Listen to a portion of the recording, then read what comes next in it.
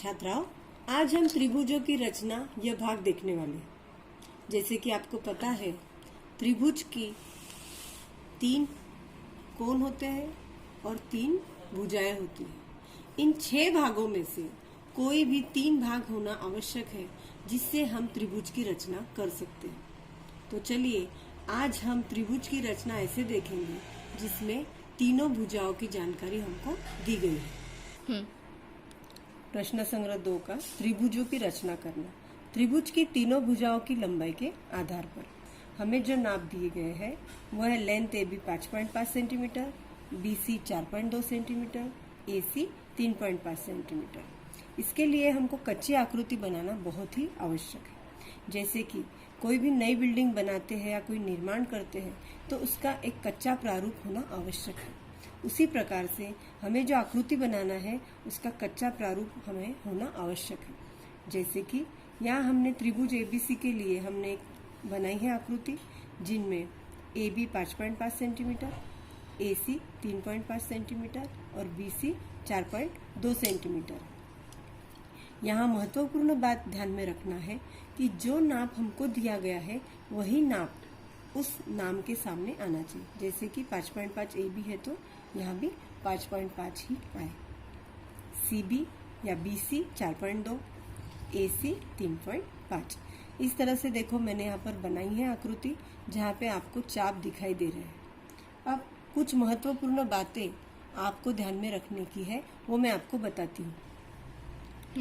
जो पेंसिल हम यूज करेंगे उस पेंसिल की नोक बहुत ही शार्प होनी चाहिए, ये पहली बात।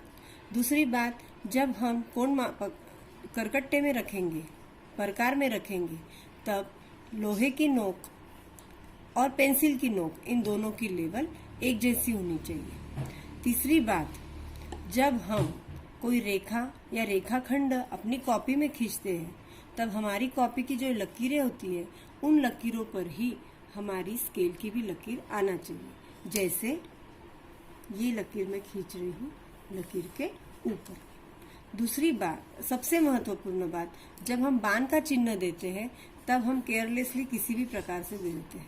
ऐसा न करते हुए शार्प होकर इस प्रकार से हमें बाण करना है। बिंदु जब दिया जाता है तब बिंदु ऐसा मोटा दिया जाता है, बहुत ही ज्यादा डार्क। वो न करते हुए केवल एक पॉइंट करना है ताकि हमें उसका अंत बिंदु पता चल सके।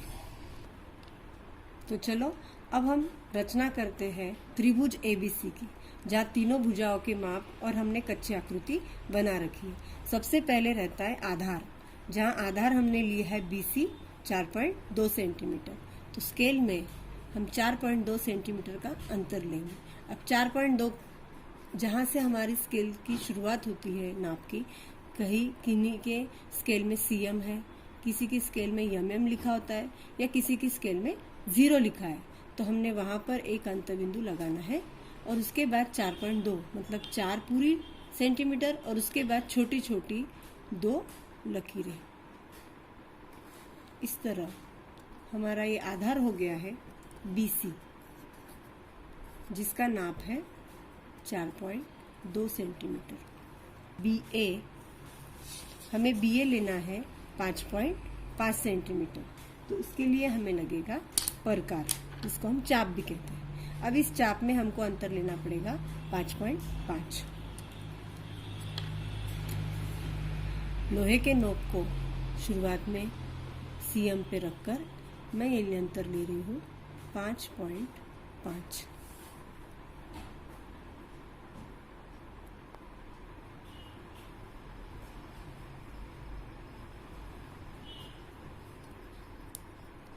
अब जो हमको लेना है, जैसे कि BA है तो मैंने B पर लोहे का नोक रखते हुए एक चाप मारना है। अब C और A की दूरी है 3.5 सेंटीमीटर। तो अब ये चाप मुझे लेना है 3.5 सेंटीमीटर का। 3.5 मतलब 3 सेंटीमीटर पूरे और 5 छोटी लकीरें। अब आपके ध्यान में आएगा कि ये दोनों तो लकीरें चाप नहीं मिल रहे, तो डरने की बात नहीं है। इसका अर्थ है कि हमने जो पहला चाप लिया था वो हमको नीचे की दिशा में और लेना होगा। अब यह चाप हम नीचे की दिशा में करेंगे। अब दोनों चापों का प्रतिच्छेद बिंदु हमें मिल गया है, उसे हम पॉइंट करेंगे और वहां हम नाम लिखेंगे ए। अब इस ए बिंदु से बी को और सी को जोड़ेंगे।